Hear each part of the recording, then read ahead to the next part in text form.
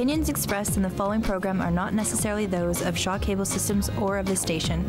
Through our access policy, we provide the opportunity for community groups and individuals to express their points of view.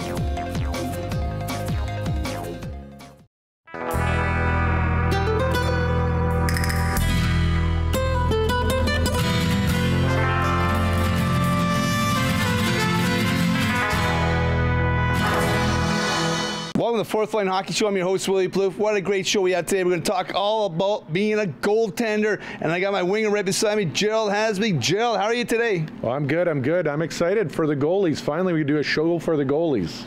You know, if they can't stop the puck, we're in trouble. We all played hockey, and the goalies always get the heat, always get in trouble. I'm wearing Pavlik's jersey because I love goaltending. I'm not a goaltender, but they stop everything for us. But you got the Pavlik, I got Hasek. We got Hasek going, so two of our favorite goalies. But who was your favorite goalie growing up? Everybody loved the goalie. Who was it? Well, my favorite goalie would have to be Cheevers. I love the way he, did his gig, moving around. And actually, a little bit also is Billy Smith. How Billy Smith used his stick, and this was just kind of crazy out there. Well, mine, I was a Jet fan growing up back in the WHA days, and I got to meet Joe Daly. He was one of my dad's friends. So, what better place to be doing the show here in the goal area at Royal Sports on Pembina Highway. This is crazy. Goal pads everywhere. I tell you something. I feel like the pucks are flying right by my head right now. Back at Royal Sports Shop, we're always on. What's going on? Jeff, our camera guy, and the other Jeff camera guy, to throw a puck at me. They got the smiles going on. This show's a great day. We got Ryan Cyr in from GDI coming in, talking about all about being a goalie, the programs they offer. A great program over down at the rink. It's going to be a great show today. Absolutely. Now, to be a goalie, you want to stop the puck. When I was playing, I wanted to get out of the way of the puck. Now, everybody knows a goalie. They got a few screws loose. I got a brother who's a goalie, and he definitely fits under that category. Willie, I think you got the mentality of a goalie. Oh, that's so funny. Jared's always throwing shots at me, but we'll just ride that wave right now because he knows that I can stop anything that's going on. Being a goaltender, the equipment, we're going to talk a little bit about the equipment also, where it's gone from, the smaller pads to the big pads, the gear. It's so important nowadays for these guys to keep being protected. The shots are coming in at 100 miles an hour. And the gear really, it's tailored towards the style of play. And Ryan's going to talk all about that. And, about conditioning for goalies, about strategy a little bit, about all that stuff that you may not think is important, but is really the whole basis of what today's goaltending is all about. Today's about, Ryan's here talking about, GDI. He's the president of GDI. He's also the assistant manager of the rink training facility. We're going to talk a little bit about the rink, what's going on there, what they have going for players coming up. And, especially this episode is all about goaltenders because sometimes they get forgot about. Well, definitely, and there's two goalies on every team. So, and quite frankly, they're the most important players on the team. If you don't have good goaltending, where's your team at? I'll tell you something. I got to tell you a story about Carlos Arello when I played with the Knights. That goalie, Carlos is a good guy, but I tell you, we had a line brawl, and he skated right across the rink, and he went to sucker punch somebody. He missed, and he hit me, the guy I was fighting. He bopped me in the face, and he kind of looks at me, Willie, what's up? It was crazy. Sometimes goalies are, they get a little bit crazy. And I know from Ryan's spot, too, he's took a few pucks. He's played some good hockey. So you're saying you've not only taken pucks to the head, you've taken some fists too? Well, I tell you, I ran in a little bit of trouble. Sometimes I ran in a little bit of trouble. We're gonna talk a little bit about Ryan Cyr. He's played some hockey. He's played in the dub. He's played some really good hockey. Yeah, no, he's an excellent teacher, not only a teacher, but a guy who's been there too. Been in the pro game, played the top level junior, has dealt with tons of pro players. And, when you think about the importance of goalie and the importance of teaching, for a goalie, it's probably more than it is for a skater than it is for anybody else on the ice. They have to be in shape also. Always remember the goaltenders always being good skaters. You have to, sometimes the kids figure, I'm going to go in net. I'm not really going to do things because I'm going back. That's not working anymore. You have to skate just as good as the players. Yeah, so that's why you were in a goalie, right, Willie? Can't skate. Exactly. Stayed away from the goaltending. But I tell you something, I still scored more goals than Gerald. But we won't even go there. Like I said, we got a great show. We're going to break off the commercial. We're going to come back, and we're going to talk with Ryan Cyr from the GDI and the rink, and we're going to go over some great things and some equipment. Stay tuned. We'll be right back at you. Snowmobiling makes winter a special time, Snowmobilers care about the environment. They're firefighters, farmers, nurses, homemakers, teachers, and bankers. Snowmobilers are your neighbors and co-workers. They are good, respectful people who give to charities, plant trees, and help care for our fragile watershed areas. Snowmobilers are contributing citizens of your community who enjoy winter with an enthusiasm for nature, for life, and for the freedom that comes from it. Welcome back to the Fourth Line Hockey Show. We're going to call on our guest, Ryan Cyr from the GDI in the ring. Come on in, Ryan. Welcome to the Fourth Line Hockey Show. Thanks, Willie. You know, Ryan, we talked a little bit, our intro was all, this show is all about goaltenders, and you know, we know you played some great hockey. We're going to talk about that a little bit, but we're going to talk about, who is Ryan Cyr? Well, I'm a goalie. No, I moved out here in 2007 from British Columbia after I was done playing hockey with a goal and a vision to start a goalie training company out here in Winnipeg, and from there we've kind of grown into a nice little business for the community. You know, Ryan, like we say, you are the president of the GDI, and what is GDI? GDI stands for the Goaltender Development Institute. We're a year-round training facility located here in Winnipeg that offers goaltender instruction from the beginner level right up through, we're working with National Hockey League goalies now. That is awesome. Yeah, and I've known Ryan for a long time, and you know, Ryan, why don't you tell us a little bit about your own personal career playing goal, and you know, where you've been and exactly what you've done? For sure. I started out obviously playing at a fairly young age. I know Willie said earlier in the show that goalies had to be great skaters, and I was one of those, but for some reason they threw me between the pipes. I guess I didn't have any finish. From there, went on, started playing junior hockey in the BC Hockey League, then moved on to the Western Hockey League for 4 years, and after that played a couple years in the minor leagues, and that's when I decided it was time to pass on some of the knowledge that I gained throughout, you know, my playing days and working with some of the top coaches around the world, and throw it on to the young kids below me. So Ryan, for you, what you have patented blocker, patented glove save, what was your specialty? Like, what were guys staying away from? I don't know if there's one patented thing that I can think of now. She's been a while since I strapped them on, but we'll go with the patented glove save for that one. The patented glove save, Beaks. So tell us a little bit about GDI. Where are you guys? You know, give us your website information, all that sort of stuff about what you guys are all about.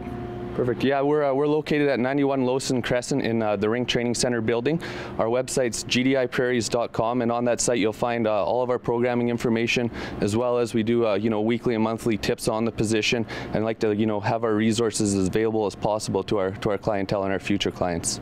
I know, Ryan, you're there teaching the young players and that. Do you have any other helpers that are coming along that are helping out the other tenders? Yeah, the way we kind of like to work things is we like to bring guys who we've coached up through our system and then, you know, build them into our instructors. So we've got right now Dan Ferguson, who's our director of goaltending. He's a local guy who's been with us since we started the company in '07.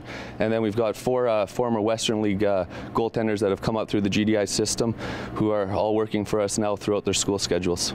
That is awesome. Some great help there, Beaks. So if we could equate it a little bit, you know, it's tough for, especially us non-goalies, to understand. You know, you have the Martin Brodeur, kind of the old school style. You have the Jaguar or Carey Price, and they are very structured style. Then you got like the Marty Turco or what's his name from Boston, who's sitting out a year. Tim Thomas, kind of the all-over style. You know, what do you guys teach, and what are some of the points that maybe you could, you know, without giving out the caramel secret here, tell us a little bit about what you do there. Well, obviously goaltending's changed, as you said, from Martin Brodeur now to the Carey Price type style. I think for us, our biggest thing is we like to work with the guys and see, especially as they're older, what their foundation is, and then it's not necessarily changing somebody's foundation as they, you know, are playing at a more experienced level, but building on it. So our big philosophy is we're not here to change you, we're here to build you to make your game more simple. Now, you just don't run GDI. You're also assistant manager with the rink facility, training facility. What's that all about? Well, the Rink Training Center has been around since 2009, and what it is, it's a year-round player development center. So we've got our dryland training offered by Elite Performance, as well as our on-ice instruction led by Dave Cameron and John Cara. Sports psychology, nutritionist, everything. It's a one-stop shop for hockey training that I think is a great thing for the town of Winnipeg. I know my boys have partaked in the power skiing there and worked on some programs. It's a great location, and you know, it's a great training facility. Well, they got a nutritionist, Willie. Maybe you could. Well, my shirt's a little bit tight. I know. I don't think it's a shirt. No, but getting back to GDI. So, you know, if I'm a parent, I got a young tender who wants to get into it. You know, where do we go from? We come see you. What is a local or a regular program that my son or daughter could get involved with you guys? Well, we're fortunate, Gerald, at the rink to have a 30 by 30 foot training sheet of ice where we do a lot of one-on-one lessons. That's our main program throughout the winter. We do a lot of specialty clinics that work on certain areas of your game, but for young guys starting out, our one-on-one lessons are definitely a key part to building your foundation and getting started in the net position. That is huge. We're going to go to our break right now. We're going to do the Culligan Save of the Week. How good is that? The Culligan Save of the Week. We're talking about goaltenders. We're in the goalie pit here. We'll be right back at you guys.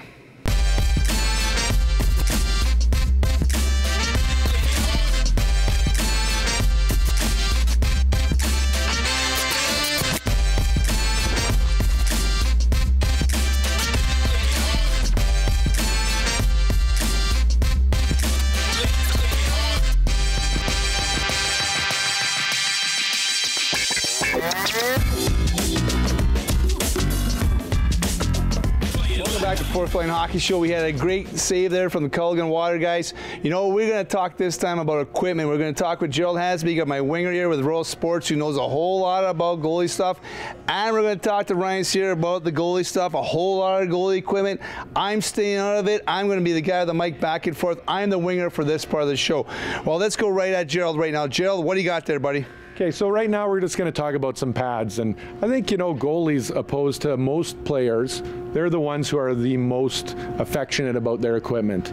And there's so much stuff out there, and, you know, a lot of it tailors itself towards different styles of goalies. So right here we got actually Roberto Luongo's pad. So the biggest thing about, and this is his actual pad. That's his actual pad? This is the pad, the size he wears, and everything. Yeah. So the big thing you notice about this pad is one solid bar down the outside, no breaks. So that's a big thing with goal pads, about the breaks.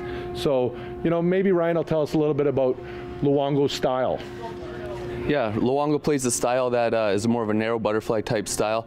Obviously for that style you keep your heels behind you and your knees in front of you, so a stiffer pad with no breaks is going to allow you to do that, and it's also good for rebound control as far as hitting the inside and going right to the corners instead of out into the slot. So Ryan, the type of pad assists the tender, what kind of position he plays, like the way he plays, if he's up and down goalie or whatever, the pad helps him out? Definitely. I think, as Gerald said earlier, that, you know, goalies are real finicky about their equipment, and their equipment has a lot to do with how they play, and their style has a lot to do with what type of equipment they wear. And Gerald's got the single break pad here, which he's going to talk about. This is the pad that Carey Price wears.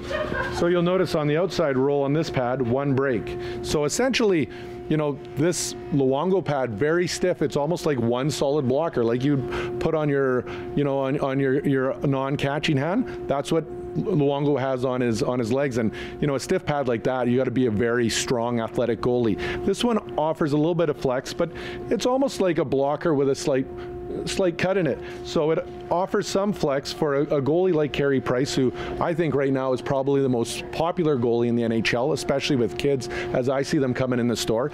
So maybe Ryan will tell us a little bit about his style and how it applies to this pad. Yeah, definitely. Carey's style obviously is very controlled and very technical, and with this pad what it allows you to do is to shut your 5-hole using your pads, not just your knees, and that single break allows the top portion of the pad to come in and meet the other pad and form that wall right between your 5-hole. So Ryan, when would you know to replace your pads, or if you have to pick up some new ones, how does a tender know? As you know, pads get older, or you grow, they tend to shrink a little bit and they get softened up depending on the style you like to play. I know a lot of guys now are switching to a firmer pad, and those pads obviously are going to have to be replaced a little bit more often. And the key when you are looking for a pad is to come to a place like Royal Sports here and get a selection, see what's out there, try it on, and see what fits best for your style. It's just like buying skates, right? You have to put it on and fit it to your body type, your size, right, Jerry? Yeah, it's a funny story about replacing pads.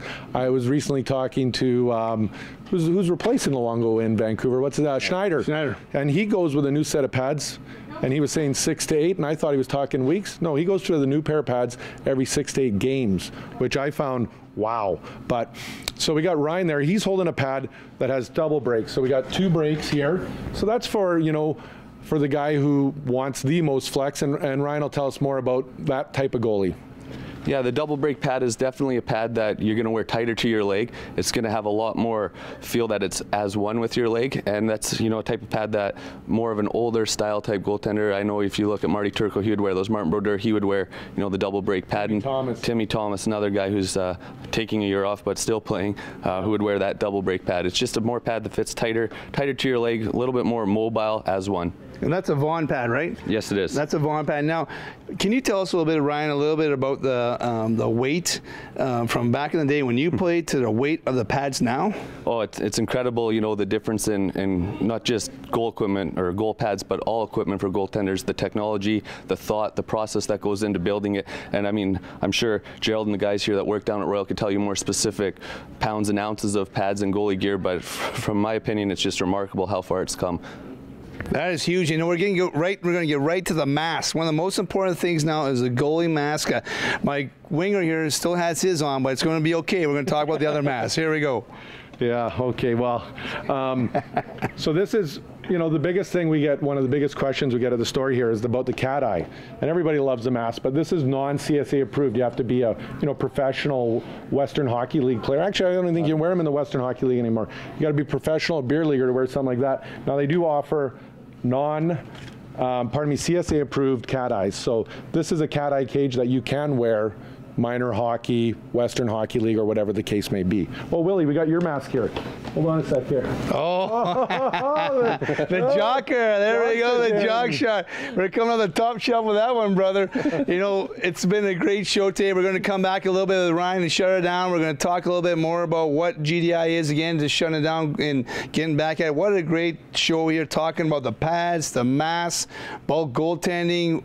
You know, very important parents out there that, you know, you come down here to Royal, look at Royal Sports Shop, look at some equipment, like they say, it's like buying skates. You have to be ready to get at it. We're going to break off right now for the Boston Pizza Goal of the Week. We'll go right now to the Goal of the Week, Boston Pizza.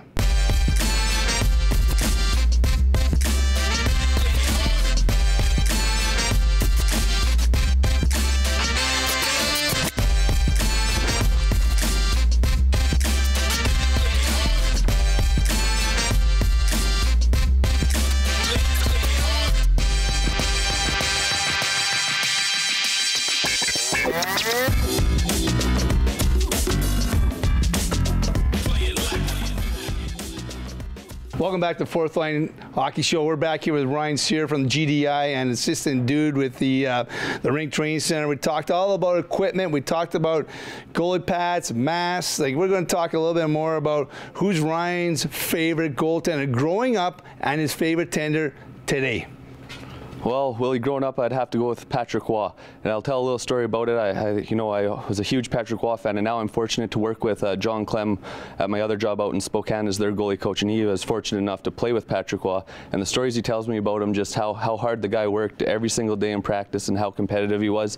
I think he's just a great role model for, you know, all kids my age growing up, and even for people now to look at from the past.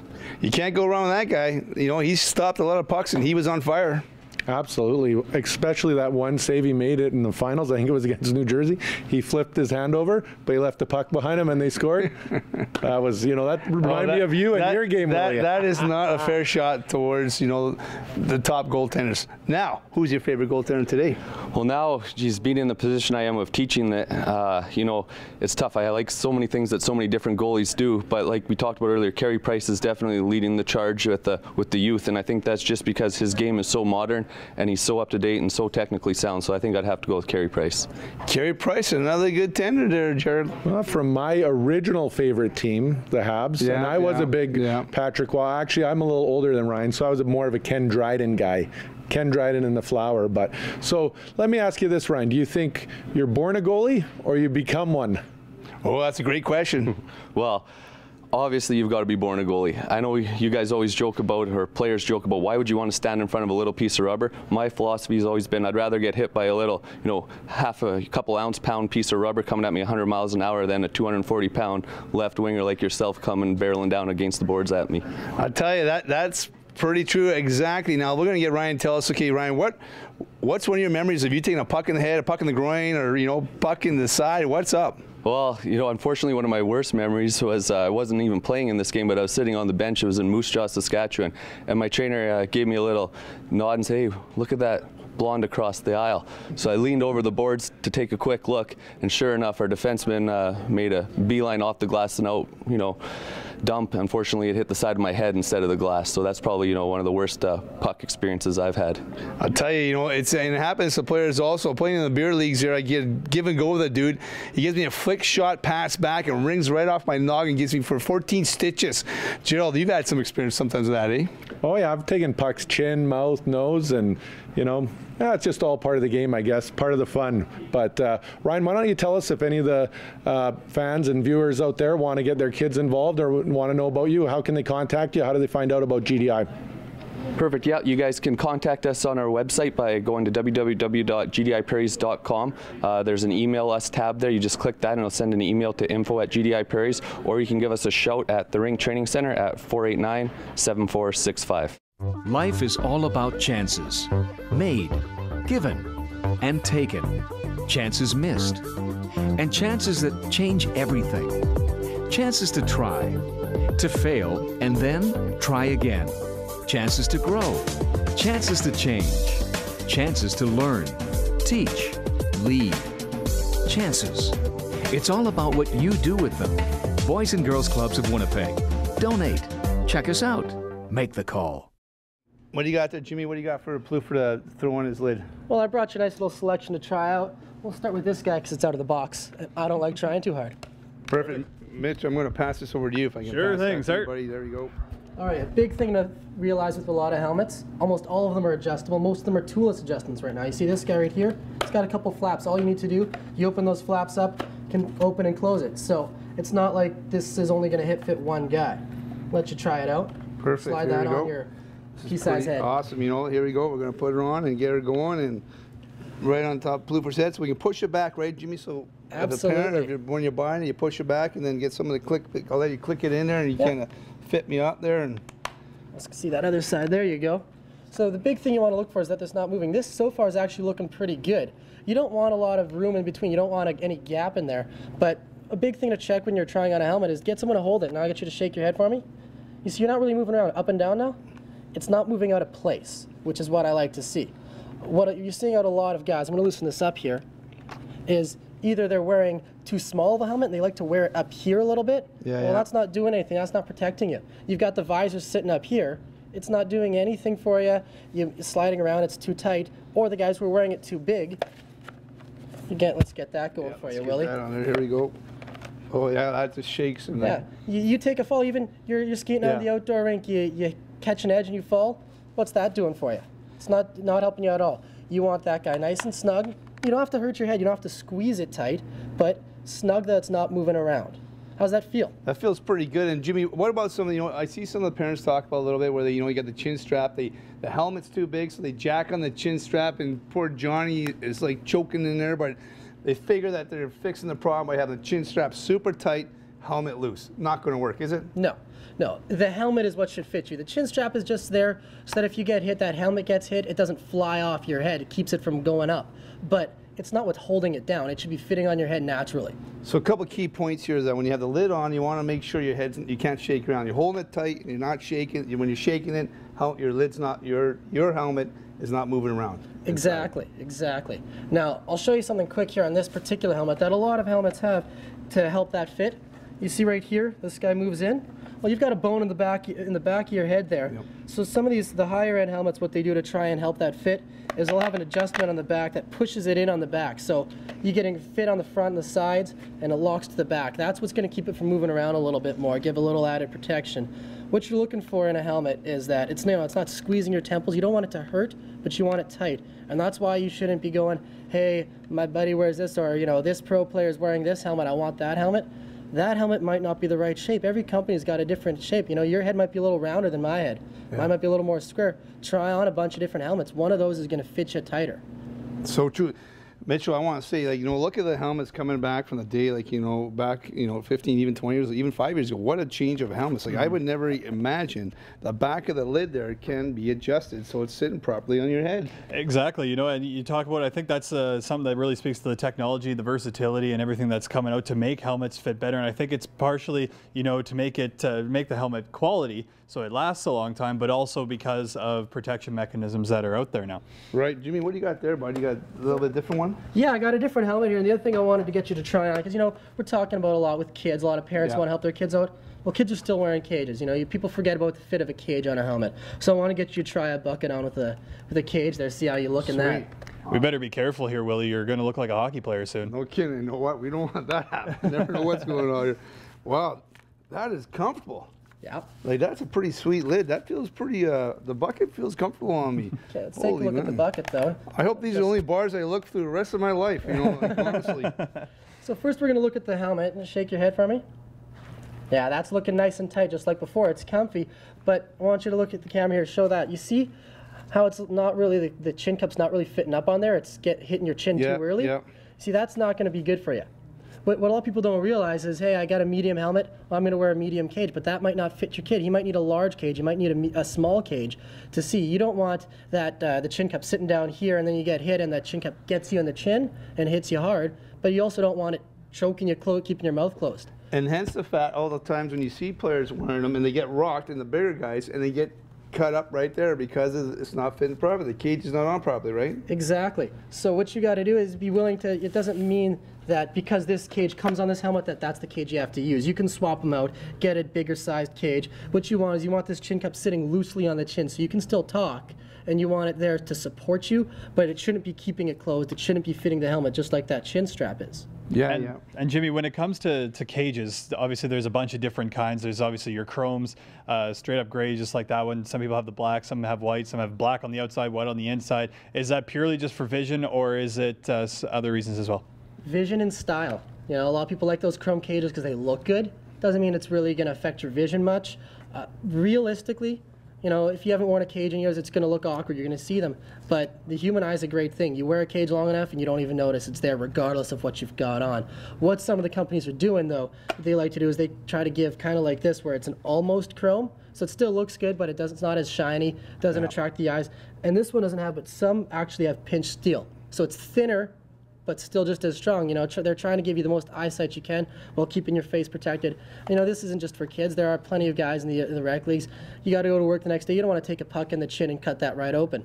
So it's true. great to protect your face. I wear, you know, I don't wear a cage in rec hockey or a visor, but I'm going back to a lot of things have been happening where, you know, like you're saying, you need to go back and you want to go back to work. You don't want to lose an eye, and most important, you want a helmet that fits. You know, I can say I'm a culprit. I have my helmet loose and flipping around. I took a spill, you know, about a year ago, and it's like, whoa, I have a proper helmet now.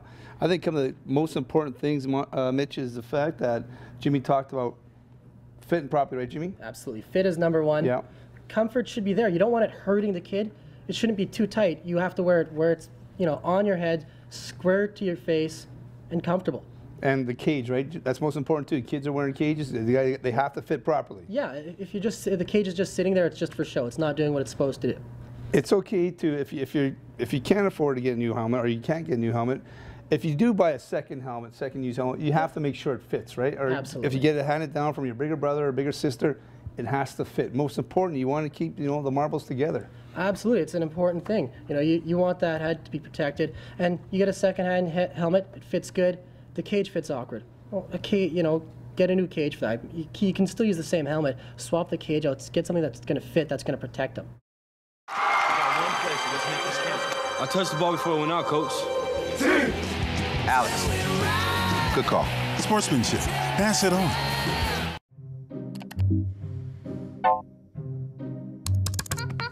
You don't need a media monkey. Think for yourself. A message from Concerned Children's Advertisers.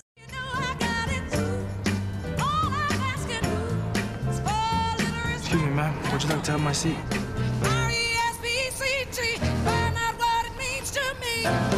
A message from the Foundation for a Better Life. Thank you, dear. You make me feel so young. Think young. Pass it on. You make me feel so spring. What a great show we had today. We talked about goaltending. We talked about equipment. We had Ryan Cyr in from GDI in the rink. Gerald, we had a great show today. It's been a good time. Yeah, it's been great, and it just shows goaltending such a diverse position, whether we talk about all the gear, all the different training. So, there's a lot of resources on the web. Call Ryan, come by Royal Sports. There's a lot of different views on how to play the position and where to go, and none of them are essentially right, but, right for each particular goalie. Yeah, I have to say that, everybody's different, and I want to thank Ryan for coming out. Thanks, First Line Show, Ryan, coming out and hanging out, and we'll see you guys next week. We got a great show. Tune in. We're going to be talking about maybe some heavyweights, some scrappers for next week. Talk to you later.